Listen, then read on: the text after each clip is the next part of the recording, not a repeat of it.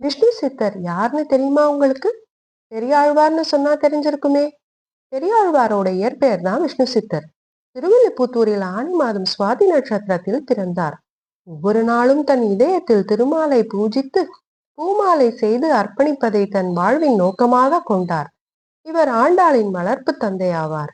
மதுரையில் வல்லபதேவ பாண்டியன் நடத்திய சமயவாதத்தில் வெற்றி பெற்ற பொழுது அரசனால் பட்டத்து யானையில் அழைத்து வரப்பட்டார்.